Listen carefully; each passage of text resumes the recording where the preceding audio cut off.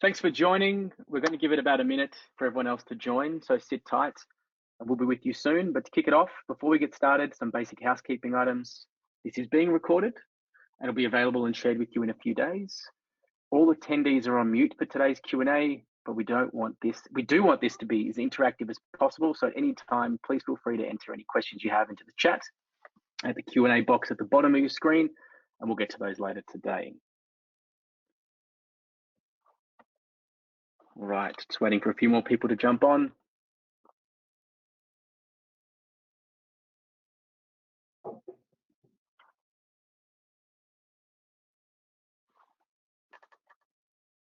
All right, here we go.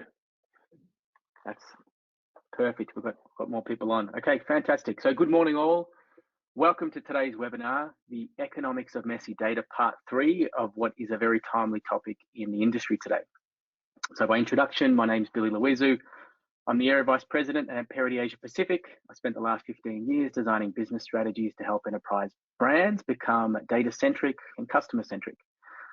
So my first guest for today on the webinar is Terry Mefset, Director of Marketing Technology at Deloitte Digital. Terry, give me a brief intro on yourself, mate. Yeah, thanks, Billy. So I'm a director within the marketing and commerce team at Deloitte, and I've spent the last 13 years in the tech industry, both vendor side, predominantly in marketing automation, loyalty management, as well as within services. So with the focus on supporting clients through major tech transformations, helping with key technology decisions, implementations, ongoing operate services. So we're ultimately helping clients and their teams get the most out of their technology investments. Awesome. We do have a history together, mate. So good to see you and looking forward to having this chat. My second guest for today is Raj Kumar, co-founder and CEO of Volumery. Raj, you can introduce yourself too, mate. Yeah, thanks, Billy. Good to be here. So yeah, like you said, co-founder and CEO of Volumery. We're a purpose-built marketing and technology consultancy here in Australia, founded in 2017, and we help brands solve the complex world of marketing and technology and help them bring clarity to what is a very, very complicated space, often misunderstood space, and a space that requires a lot of focus. And that's kind of what we do. We're an organization working with some of the leading brands across this part of the world on, taking advantage of data and technology in order to deliver their ideal customer and brand experiences. Awesome. We've also spent some time together, mate, so excited to jump into this topic. So before I ask the first question, I'm just gonna, for those of you who are not familiar with Amperity, where I'm from, we are a customer data platform. Our whole philosophy is about fueling growth and retention for some of the world's leading enterprise brands that you may engage with today, like T-Mobile, Alaska Airlines, Dick's Sporting Goods, locally Endeavour Drinks Group, and Servco. So over the last couple of months, we've had a series of conversations with experts around the world and customers alike, centered around the importance of building a first-party data foundation. So the foundation as a whole directly impacts the future of ad tech, retail media networks, third-party cookie depreciation, and overall, businesses need to design with privacy in mind, put the customer at heart. So we've already spent a lot of time focusing on activation and what that means for the business as today, but we're going to flip the problem a little bit on its head and focus on the impact on employees and most importantly, the consumers who are interacting with these brands. So guys, first question, right? And before we jump into the full discussion, I think we should step back a bit and take a bit of a bird's eye view here and open it up, talking a little bit about the current state of data-centric organizations and customer marketing, okay? So brands know they need to make this digital transformation and move towards a more data-centric world. Of course, lots of challenges ahead and headwinds that have happened recently around this topic, but how are they taking their first step, and are they taking their first step? So Terry, I'm going to kick it off to you, mate. Yeah, probably a good place to start is with the end of the cookie. There's been so much discussion about it. It's going to be, in fact, it is. It's been a huge disruption for digital marketers, and the issue that we're seeing is the fact that it's posing so many more questions than answers around privacy, around the transparency, the consumer control of data. But I think what a lot of marketers are not seeing is the change in a positive way. The changes in regulations are really centered around their human experience with the brands, and helps them focus on really building consumer trust. We talk about trust quite a lot, and I've got a feeling we're going to be talking about trust quite a bit today. But we really need to understand that it is centered around the consumer and their consent. The third-party cookie is gone, going. Sometimes, depending on the platform you interact with, it is gone. Some aren't. But yes, topical conversation will definitely jump there. Raj, what do you think? Yeah, I mean, I think to your question, are brands taking the steps or the first steps? Brands have been taking steps for years around, digital transformation, right? I don't think many brands, at least the ones that we work with, have been standing still. I think it's important to really think about what's happening across that landscape and the ever-evolving, world of what we're dealing with. And Terry made some good points there about kind of deprecation of cookies and so forth, which is, kind of well documented. I think the frame of reference we try and give our customers is, look, think about what your customers are doing. What's the perception that they have? What's the value proposition that they are now expecting? And in today's world, there's a heightened sensitivity to security, to privacy, to the value of their data, right? That's a huge kind of focus right now. The second lens is business capability. So what sort of skill sets and processes and teams and hiring and those types of things should you be thinking about? We've got, probably top 3 challenges that every CEO we speak to faces today is the attraction and retention of talent. And so finding talent is very difficult, but I think there's also some nuances now really coming out around, well, how do you train the folks in your organization that are, have their hands around data and technology, especially with that customer lens? And then third is what's happening in the technology landscape. So we're seeing, the CDP landscape evolving, reverse ETL, those types of concepts really coming to market. All while, most brands are still catching up with the concept of CDP, as a starting point. And so everything's moving and probably moving at a rapid pace, and that's not different. This space does move extremely rapidly, but I think it's important for brands to be thinking about, well, what's the impact this is going to have to our organization, and how do I bucket these challenges so that we can kind of move forward with it, as opposed to becoming stagnant or somewhat paralyzed with all the change that's going on. Yeah, there's a lot of moving pieces here. There's always a few brands who are at the cutting edge, right, that are kind of leading the way in this space. I'm an Apple fanboy. That's not a surprise. Everything I have is Apple. And, a while ago, they released that powerful ad around the customer being able to control how they engage with these brands through their iOS platform, right? And that's that commercial where that person goes, gets the coffee and the barista starts following them around, and they go to a retail shop and the retailer starts following them around, right? Since Apple launched that, only 16% of Apple users have now opted in for user tracking, right? 84% of people now no longer want brands to consume and collect that data. And we all know, right, that a lot of these changes happen because of 2 main factors: customer expectations and legal challenges and governance and legal body changes around the specific industry that we work in. So we know the consumer is always at the heart and in charge of leading these changes. What are the few key things now brands should be focusing on today, tomorrow, to stay ahead of this and not fall behind their competitors, right? Because they're the 2 biggest drivers that they think about. Might start on this one, and going to keep talking about first-party data and how crucial that is. There's been a huge proliferation in new marketing buzzwords, zero-party data, intent, and other preferences. But that's really key, because I think that gives us the first opportunity to prove that we know our customers, to strengthen the relationships that we've got with our customers, and that will help us serve better across our owned media, but also help us serve from a technology perspective as a identifier.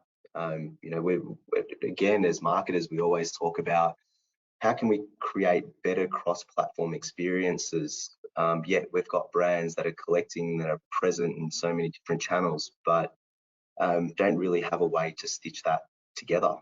And that leads me into, I think, probably the one or most important piece is really about investing in the right ecosystem to get that right, to activate and understand the data that's going into it, to help brands overcome those challenges. So really solid first-party data ecosystem can really help those build those customer profiles, make them available for the marketers to build better journeys and recognize these profiles across channel, no matter which channel it is.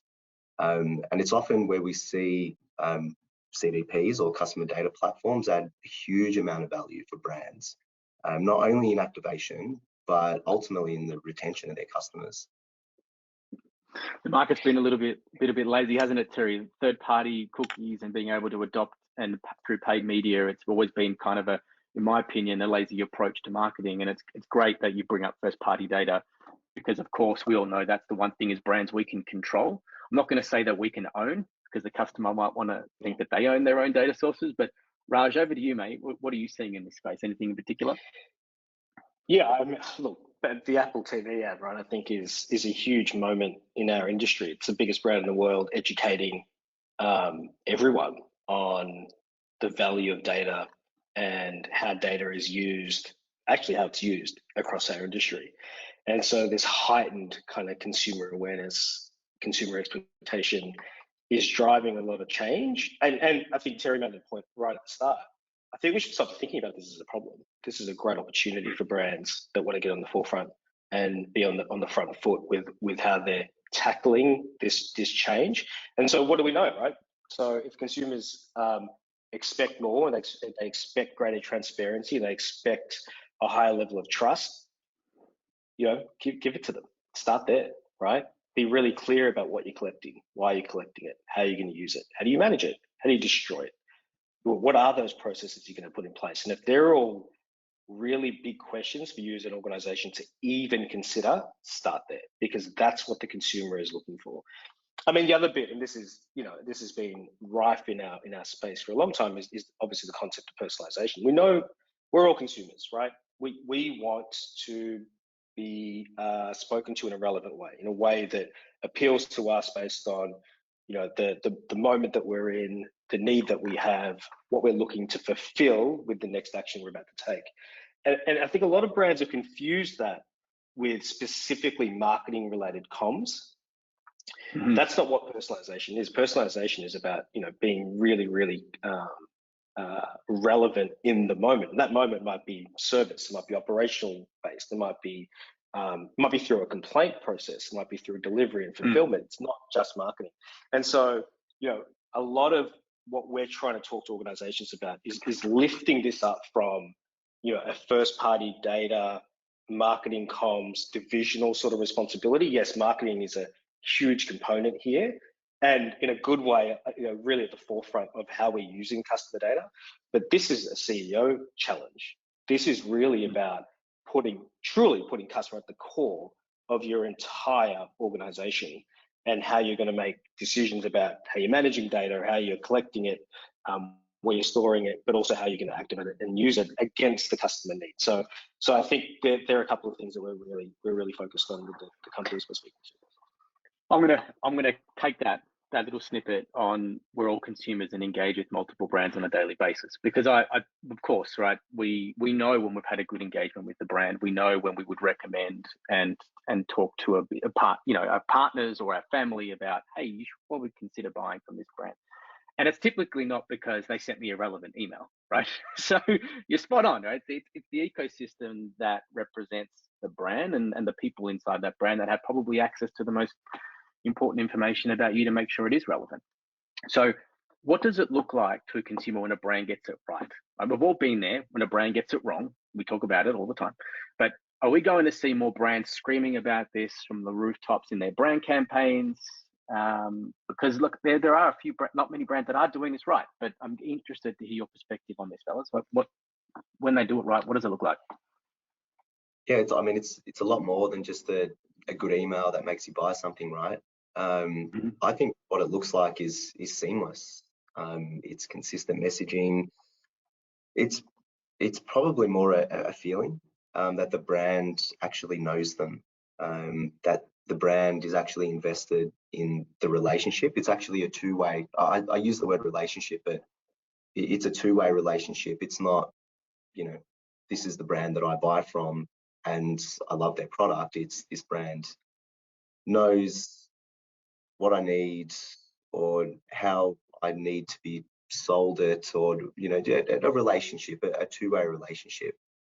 Because at the end of the day, what we're seeing is the commoditization of a lot of the stuff that our clients are actually selling, and the only thing they've really got to compete on is the experience that they create with their customers. And so that's why it's so important to create that experience in upholding their end of the relationship that they've got with their customers, because that will ultimately help them win the battle against their competitors, and it's by simply creating a better brand experience for their customers. I'm also going to touch on trust as well. I think building a relationship, any relationship between a brand and its customers is built on trust, and I think that's a real undertone. If there's anything that we're going to double down on and talk about today, is really about how to continue to build that trust, and how to win on customer experience. And how to scale it from the customer who spends $5 to the customer who spends $5 million a year with you, right? Because a lot of brands are focusing on the high value, which of course, I mean, they're the most important, but when you talk about trust, Terry, you're talking about through the line. So Raj, you work with lots of brands in this space too. So tell me about it. What's your perspective on when brands get this right? Yeah, I think it's when they think about these experiences, not separate to the brand, but the brand. It is the brand experience. I mean, there's often this debate in market about, you know, the art of brand and creativity versus the science of things like personalization and data usage, and they're kind of one and the same. It's not binary. It's not one or the other. Those two things, when done right and done together, are the brand. That is how a customer experiences the brand. So I think the ones that we're seeing really drive forward is they're not looking at individual email campaigns and looking at that conversion and saying, oh, that's successful. Yeah, that's a good metric. But how does that ladder up to the overall experience? What are we doing across this ecosystem? Because that is one component, one touch point of how this customer is going to experience our brand. So for me, it is starting to blur the lines between departments. It's breaking down silos around, you know, concepts of things like who owns the customer. No one owns a customer. The organization owns. No one owns a customer, right? Like, you have to be able to contribute to your area of this experience as it relates and as it complements the rest of the experience. And I think therein lies the challenge, but also the opportunity where we're seeing, you know, the best brands really move into starting to break down the walls of this is marketing versus service versus digital. They're kind of thinking about customer at the core. Yeah. And when you truly know your customer, you don't follow them around the internet with paid ads, right? Can we all agree on that one topic? Because that's the most infuriating thing. Work, right? You click them. How many banner ads did you click on last week? I don't think I've ever clicked on a banner ad, but there is a lot of value in awareness of paid media and banner ads. So look, I think we can continue to talk about the stats and what we see in successful brands, right? When they use their data right, they see everything from, you know, higher retention, greater customer lifetime value. Their dollar for every dollar spent in marketing goes far further. But the one thing that's often forgotten in this whole equation is productivity in the business, right? And I think it's now time to dive one level deeper, the topic around customer trust, and like we jump on following this around employees, but how do brands collect and use data today is super important. And with all the data breaches globally that's happening, how do we rethink how we collect, manage, and use data in the business today? We've got such a way to go on this, don't we? I mean, the latest privacy index report, and I know there's a lot of retailers on the call, and this is not an effort to call any particular segments out, but retail ranked number 9 when it came to building consumer trusts and transparency. And there was only 10 sectors that they surveyed. So huge opportunity. 43% of respondents actually said that they were happy to share their data as long as they know how it was going to be used. That's, what do you think for that is, me, Terry? Do you think that's because retail is like it's such a challenging environment for retailers? They don't prioritize this; they're prioritizing other things like it's production probably and distribution and a combination of that. I think to put a positive spin on this is because retail's always the pioneer. They're always at the forefront of what a lot of the other sectors are doing. You know, they're the ones that are in market the most. They're the ones that are testing the boundaries. The vendors love a sexy retail logo. You know, let's run a pilot and see how successful this is. So I think a lot of it has to do with the fact that retail are always the one forging the path, very rarely following. That's good perspective. And I think that creates that ripple effect that, you know what, we're not going to get it right. And a lot of retailers have proven that they've got it wrong, but they're the ones that are constantly putting themselves out there to be the first to market, to prove that a different way of engaging or a different, you know, way of collecting data or using that data can be beneficial, not only in retail, but across so many different sectors. So I think it's more that. Interesting. Yeah, I mean, I think, you know, for those not from our shores on the call, you know, we've had some pretty significant data breaches here locally with a couple of big brands, and so that's kind of really creating an understanding, or at least the start of a conversation across the consumer base that perhaps previously wouldn't have really understood this space well enough, or at least you know, cared about it enough. So the idea of, you know, data collection and storage and usage is now at the tip of everyone's tongue. It's on every news report. It's on the morning shows. You know, everyone's kind of talking about it. So I think this question of trust and credibility and transparency, as I kind of said before, is really at an all-time high.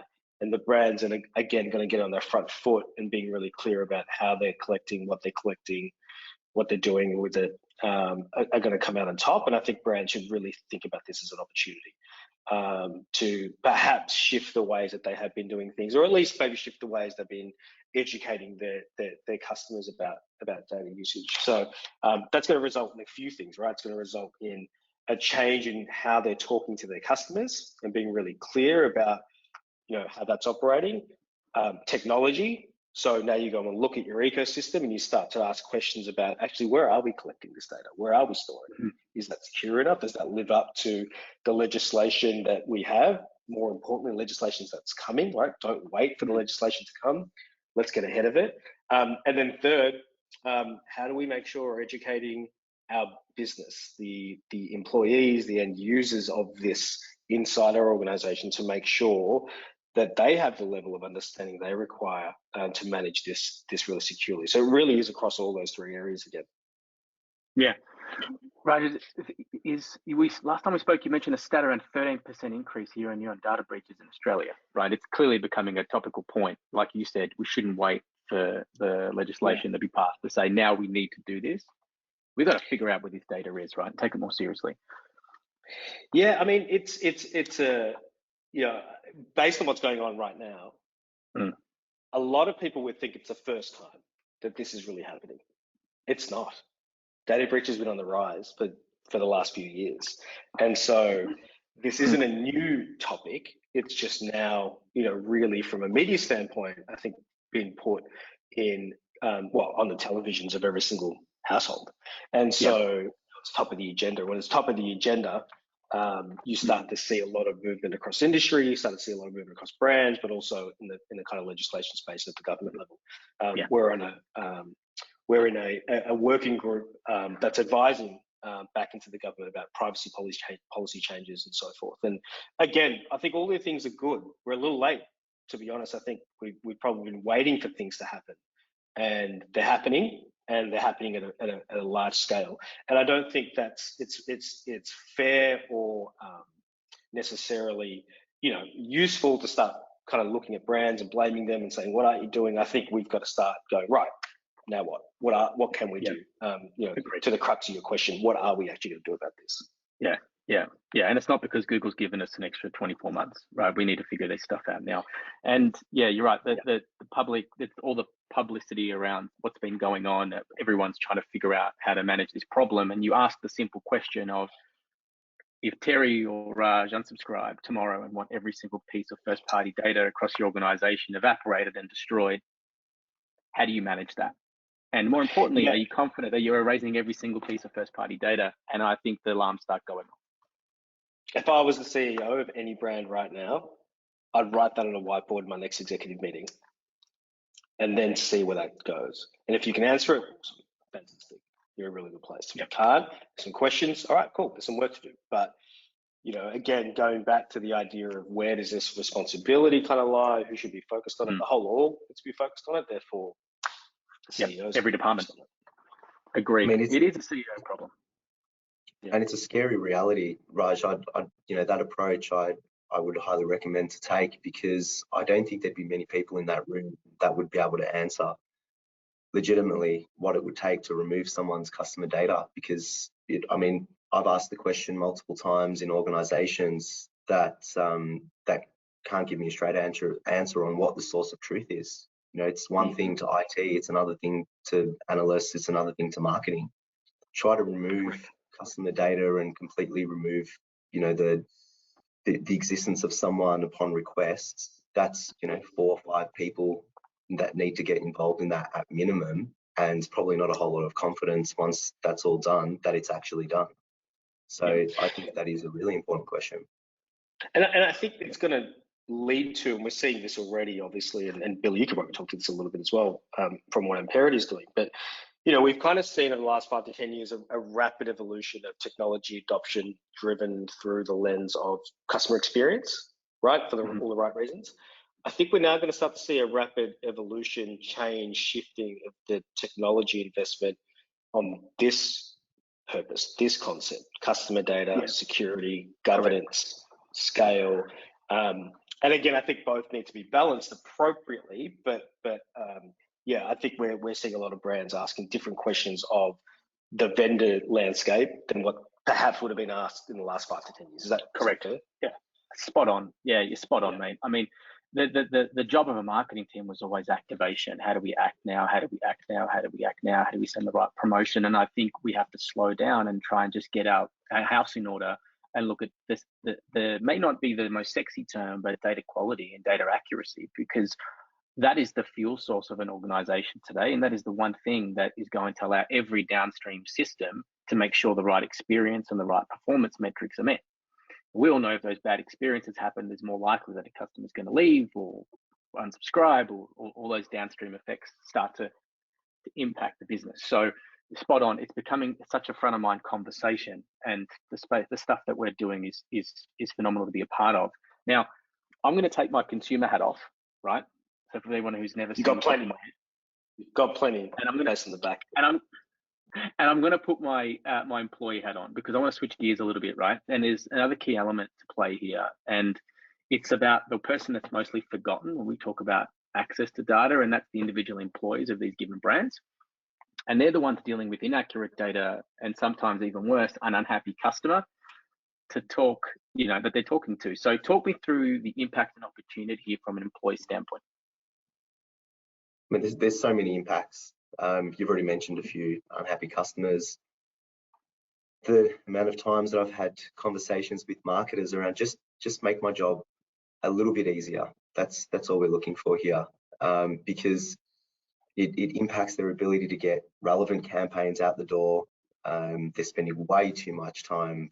You know, that our worst nightmare is marketers manually handling data, and that's not a poke at marketers. No one should be doing that. What's even worse is when they have to wait for other teams to provide data. And so many times I've been a part of, you know, important campaigns that have been delayed because that data is wrong, or the CMO has come back and said, can we actually change up that segmentation to, you know, to X to include them? And that could take another 2 hours. It could take another 3 days. So it is really creating massive inefficiencies. But that's also the reason why we see the conversation of streamlining and enriching data always begin with marketing. The challenge that marketing have though is really bridging that gap between what they need, the competing priorities of, say, IT or any other team within the business. And Raj, you mentioned it best. I think it's a business-wide objective. Starting from the CEO, and I think when we start driving objectives down with the wider lens of the entire business, then it becomes everyone's problem. It becomes everyone's problem to solve. And so understanding why a good foundation of data is really, really important is because that's the way in which businesses can provide a really good experience to its customers. It's really, really heavily relied upon that data layer is right, and it can't be marketing led. It can't be IT led. It needs to be led with a wider view of what are the objectives, the KPIs, putting the customer at the core, what the customer actually expects. That's when we get it right. Because if we do it in a fragmented sense, then we're going to continue to have the conversations around wish we could do X and Y, but we can't because of this. I've got a perspective on that, but I'm going to hand it to you now, Raj. Oh, sorry, Billy. Yeah. I think the internal impacts of messy data or data. I'm going to be universal in my use of the word data. But yeah, I think you're right. I think it's often kind of misunderstood what this really leads to. Yeah, so let's all agree that the customer experience is not as great as it could be. Okay, fine, let's put that to one side. What's going on internally? And so, yeah, we've got security issues for manual handling, right? So there's concerns around human mistakes and human error. And that's nothing to do with the level of competency of these people. It's the reality of doing manual work, right? Like mistakes will happen. And so you kind of increase your risk of data breaches, right? There's one issue. We're completing a bit of a report around the marketing technology industry in this country, and one of the things that really stood out to me was the number of CMOs and CTOs that talk to the people in their org that they have to do manual work. And this is not about reducing people costs, it's about what those people are doing. So if you've got 15, 20 people who are involved in, that cut list, batch, upload, email campaign process, then that's what they're doing. Well, then they're not doing the smart, strategic, growth-orientated stuff. And so we're missing out on opportunity. So there's an opportunity cost. And then I think the flow-on effect of that is you start to really impact employee satisfaction. And in a market where talent is at an all-time value high, like it's difficult to find the best talent. If you've got people in your organization who aren't doing, growth-orientated, smart marketing, focused on new initiatives, and that instead 80-90% of their time is focused on repetitive manual tasks, satisfaction goes down. They're going to leave and they're going to go somewhere else. They're going to go to an organization that is investing in more automation, that is investing in the right technology, that is breaking down team silos, that is giving more empowerment to these individuals to do better customer-led work. And so the impacts are broad, right, of messy data. And again, this isn't simply just, the comms might be bad. No, that's the easiest bit to fix. We can make the comms better. The rest of the organization is going to falter here. Yeah. Dear first name in an email is the worst, the easiest part to fix. You're right. People and process, I know, is a big part of successful transformation, Raj. And I'm going to hone this topic in here a little bit to you because I know it sits close to your heart and it's a big piece of what you guys are doing at the Lumery. But what do all these changes mean to a day-to-day? So there is a massive impact on people as much as there is process. And when you start thinking about consumer trust and transformation, how does a business even factor that change into their organization? Yeah, I think, we wholly sign up to the view that this is, primarily a people and process challenge. Yep, data and technology is important, but it's an enabler. We've got to get the people and process right. So it is very, very close to our hearts. I'm speaking to lots of business leaders who are spending probably more time than ever before in legal meetings, in compliance meetings, in risk meetings, in talking about the use and the storage and the kind of movement of customer data across the stack. And so, and that's a good thing. But I think as we kind of sit back and go, okay, what's going to happen here inside the organization? There's the potential where the compliance side of things really takes over. And so everything gets really locked down and we kind of move away from the ideas of democratized data and start moving towards the idea of the opposite of that, right? Data being really, really, really locked down. And that's going to hurt the concepts of personalization. I can't remember if it was Terry, you said it, but the overarching consumer level research data is overwhelmingly positive in the sense of no, we will share our data as long as we receive the appropriate relevant experiences. So I don't think the customer is saying that we don't want to give you this. We just want to give it to you in a way that we understand the value exchange. So inside the organization, I think there is a risk where really that compliance bit really takes over and locks it down because of the fear of things like of data breaches. So we don't want that, right? We don't want that to occur. And so what this is going to boil down to is education. It's going to boil down to bringing the organization on the journey, lifting the knowledge across the org up around the use of customer data, the benefits, the risks, how we should think about it, how we should manage it, how we should govern it. I think it's going to look at, it's going to go all the way through to organizational charts, right? Responsibilities, accountabilities, where they really live. How do we think about this at scale, especially in the enterprise? So, but I think it all boils down to education. And it's going to start at that executive level. The CFO, the CTO, CMO, they've all really got to be locked in around this concept, this topic, and they've got to be singing from the same song sheet. Otherwise, you're going to just see, basically a battle. We want all the data because we want to be able to deliver ultimate growth and personalization and customer experiences. Oh, no. Yeah, we're gonna like lock it all down because all we care about is security, risk, and privacy, and there needs to be a balance. Terry, you saying the same thing?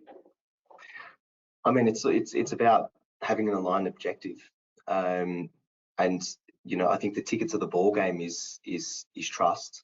And so I think you need, like Raj is saying, you need to make sure that you're satisfying, the business's needs for compliance and security, but also giving marketers access to be creative, to create those great experiences. So yeah, absolutely seeing that, and I think we'll start to find the happy medium and the balance.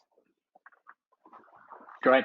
Well, guys, with the time I've got remaining, I mean, there's been so much information shared that I'm going to do my best job at summarizing this at the end. But I want to get to some of the questions that are popping up in the chat here. So one of the first questions that's come in is, as a company, right, we've invested so much in marketing technology solutions that we have today, and it still seems like we're struggling with concepts like personalization. How do you recommend we audit the tools we already have and figure out the gaps and where we should invest moving forward? Who wants to take that? Yeah, I mean, and I'll start and Terry jump in, please. But this is not a unusual challenge, right? It's actually very, very common across the landscape, and there's been a heap of investment in MarTech solutions across the last 5 to 10 years, and lots of brands buying into the concepts and the ideas of what they can deliver, which hold true. I think the Nirvana state they're all chasing holds true, but various brands are at varying levels of their maturity, and they're kind of asking why. And so for us, we really look at those challenges and kind of diagnose what's happening in an organization across people. Yeah, skill sets, capacity, personnel, the processes, so ways of working, governance, how you're structured in your organization, data, so availability, the collection of it, the storage of it, the completeness of it, the security of it, and then the technology. How well have you kind of fit it out your tech stack to enable what you're looking to do, and specifically kind of in that order, right? Because most of the time, what we're seeing is that the organization is underinvested in its own capability, overinvested perhaps in the tech procurement. They've got all the tech, they've underinvested or underappreciated what it would take them as an organization to make this thing work. And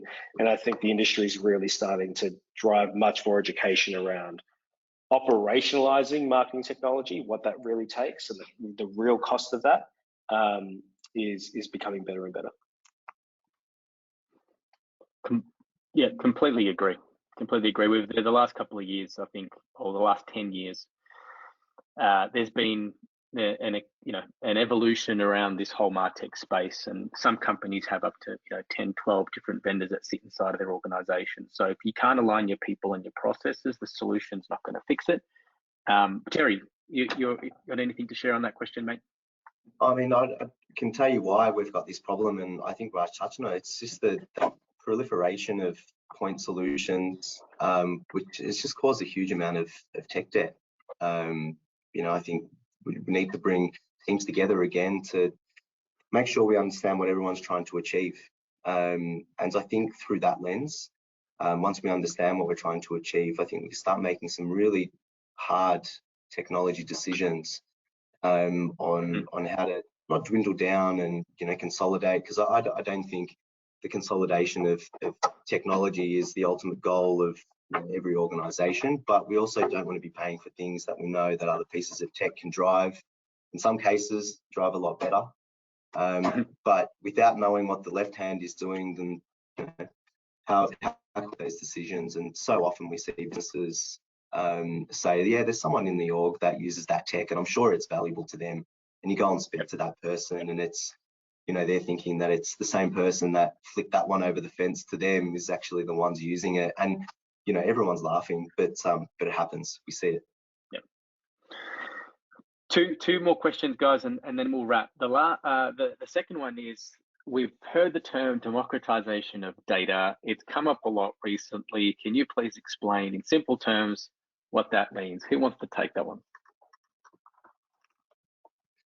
Raj, you use that?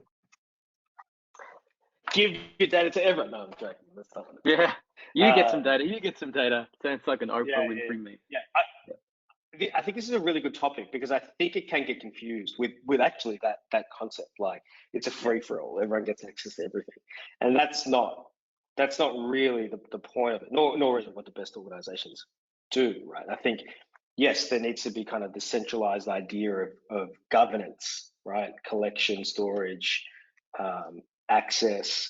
But what you're really thinking about is putting data into the hands of the activators before they kind of need it and ask for it. So you're thinking about the use cases and the types of things this department or that team will need to be able to do with customer data, and you're building out processes that basically puts it into their hands, so that there's less of this kind of back and forth of, we need this data, we need this data, we need this data, which is kind of going back to the whole pay and cut list approach, right? You're really thinking about customer data as a centralized asset, and then putting it into different parts of the organization that require it to activate upon.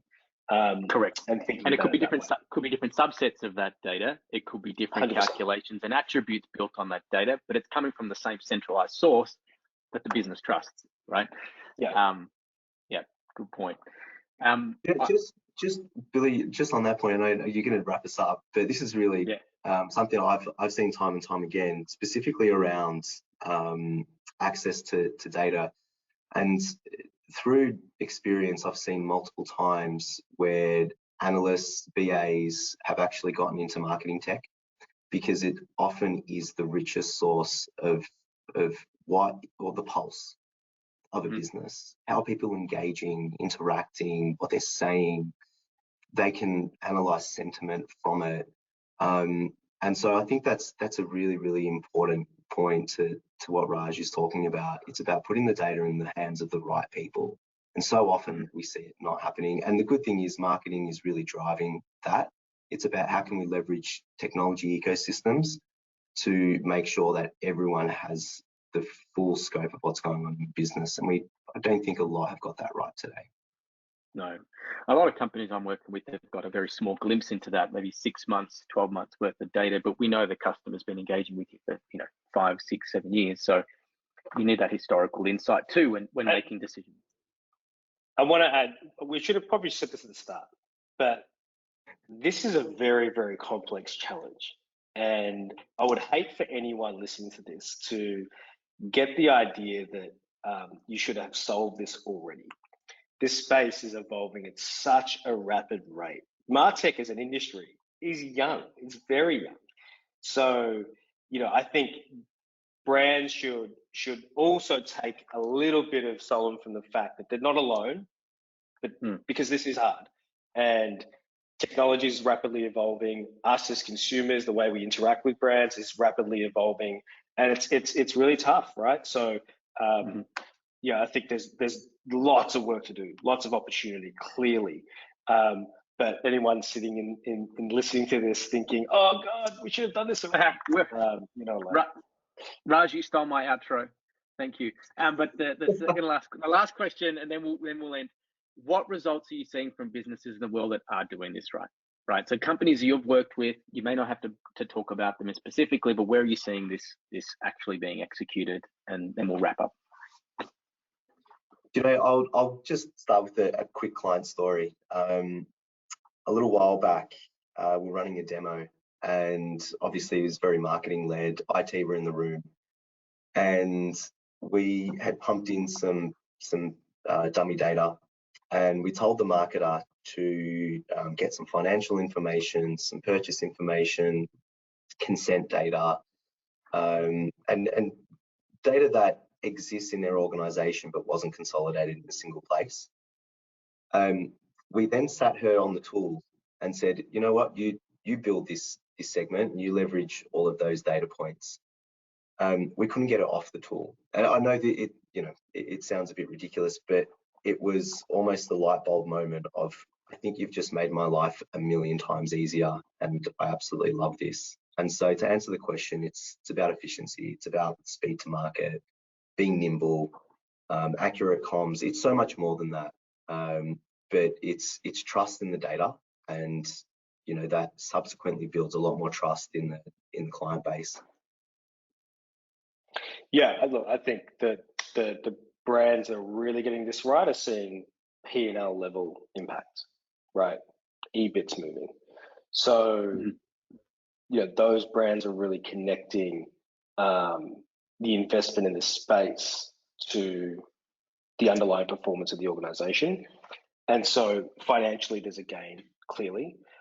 But to kind of what Terry's also kind of speaking to, I think, and we kind of touched on this, right? The broader impacts of and opportunities of messy data span all the way into things like employee satisfaction. And so when you kind of see brands really investing in this and tackling it in the appropriate ways, you're seeing better work, you're seeing more innovation, you're seeing experimentation, you're seeing ideas. I mean, we've all been in the technology landscape. I started marketing. I think you guys came from a similar kind of background.